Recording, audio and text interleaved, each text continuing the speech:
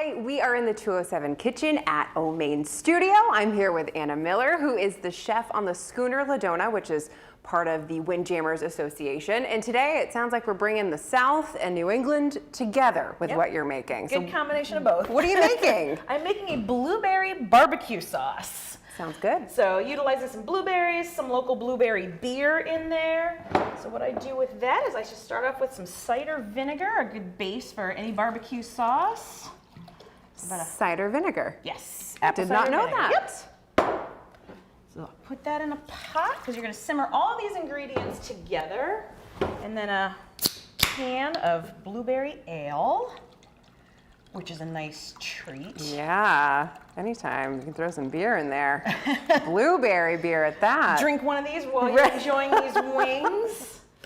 Throw in the blueberries, and they can be fresh, frozen. They can be the regular, the large blueberries. I prefer using the Maine wild blueberries during the summertime, particularly come August when they're in season. Oh, yeah. So we'll throw that in there, a bunch of brown sugar. So it's kind of like almost equal parts cider vinegar and the sugar. Okay. So it seems like a lot, but when you taste barbecue sauce, I mean, it is pretty sweet anyway. Yeah. So tangy. A cup and a half, which is quite a bit in there. A couple of bay leaves, and make sure you count the bay leaves. I put in 3 bay leaves, so make sure you count them so at the end you can pull them out before you puree it so you don't get the chunks of the bay leaf in there. But it just adds up, just brightens up the the flavor of the recipe. Yeah. And we'll throw in a few ribs of celery. Kind of a rough chop on those. And those go right in as well. Yep, everything goes in there to simmer. It'll simmer about I think about 20 minutes or so till everything's nice and soft. Okay. Ooh, you can smell it already. Wow. Yeah, the blueberry from the beer really comes out on it. So we got a couple of onions in there.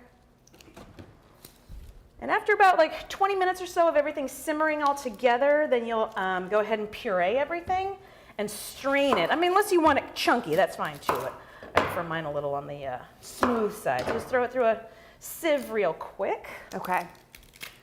But these all go in together. And what's the consistency you're looking for? It'll be thicker than ketchup. If you're whatever your favorite barbecue sauce is that you purchase from the store, you're looking for a consistency kind of like that. Okay. And as that's cooking and getting thicker, you want to mix it occasionally too, because you don't want it to stick and burn to the bottom of your pan because of the sugar content in there. So all of this goes in, and then for just a little bit of a kick, I add a whole jalapeno. Let me just take that stem off. Throw the whole thing in just as is. You don't even chop it. Nope. Throw it right in. Okay. A couple of garlic cloves, and then that all mixes together. It'll get nice and soft. Like I said, once that gets all soft, it'll reduce a little bit, puree it, strain it. It's kind of a funky combo. It is, but look, I mean, here you can see. And at the end, like that, that's what it's going to look like. And so after it's pureed back on the stove, then you add about a half cup to 3/4 of a cup of ketchup, depending upon how much you want the flavor of the tomato to come through, and then reduce it a little bit. And so that's just been cooked down and tasted. Oof. Add a little bit of salt and pepper to finish, just to make sure that's all seasoned properly. The color's so pretty too. Some deep purple. Yep. And again, you can smell all the blueberries in there. And so it's nice. You can take. This must be really nice in the summer. Mm-hmm. It's a fun one. And then you can take whatever method you like to cook for chicken wings, ribs, anything you like that. You can bake them, fry them, air fry them, whatever. So I just put them in my bowl here. Toss that all together. A little bit of the sauce on top. And toss it all in there. Ooh, those look good. Yep, and you're ready for a party.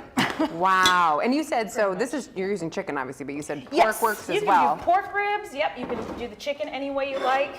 Nice. These I just kind of oven baked till they were nice and crispy. Ooh, look at those. So grab your napkins, folks.